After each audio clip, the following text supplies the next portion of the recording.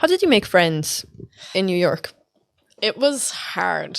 I remember when I first went, I was like, okay, I'll go to pubs. Because as an Irish person, that's our social scene. Mm-hmm. You know, when you go out, you're going out to drink. Yeah, and you're going to the smokers area. Yeah, You're gonna make exactly. friends. Yeah.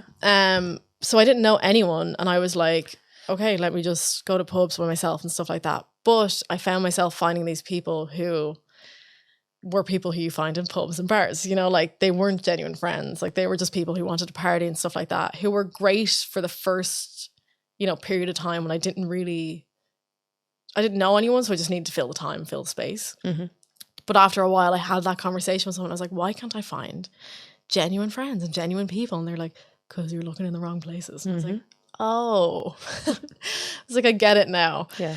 And I started exploring like the arts scene. Okay. One of my friends who I'd worked with was heavily in the burlesque scene in New York, which was the beginning of my like artsy. You are such an interesting character. Like I really appreciate the fact that you just go, okay, I'm not making friends at the pub. Burlesque. Well, I had done I went to like poetry things and stuff like that. Yeah. But burlesque was the one that stuck. Yeah. And one of my friends brought me to the burlesque show and I was like, this is amazing. Yeah. Like it was like I was also still a baby gay, so I was like in my element. Like Yeah, you were fascinated by everything. Yeah. Butt cheeks. Yeah. Butt cheeks on a stage. Hi.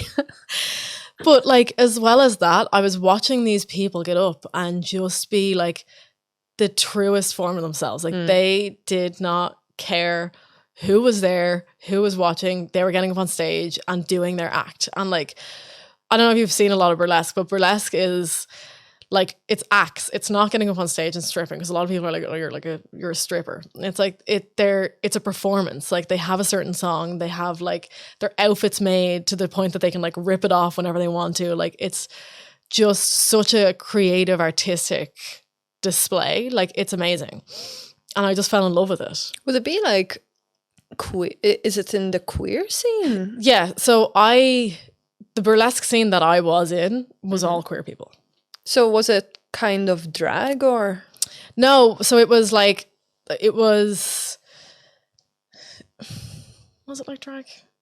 No, it was performances, but it was queer women and people getting up on the stage and doing it. Okay. And the people that were there watching it, like there were men, of course, like, because that's where they make the money. Yeah. You know, like, but there was people like me who was able to come every week, and that's where I started to explore how I started to dress and feel comfortable in, because I was like, if they can get up on stage and do whatever they want, I was like, I can be the audience and wear what I want. I see. And at those shows, so many people would come up to me and be like, are you a performer? And I'd be like, no, like, but that's where I felt comfortable enough and safe enough to kind of explore and start like those, like, I was like, let me do this kind of crazy thing and see how it's accepted in this safe space.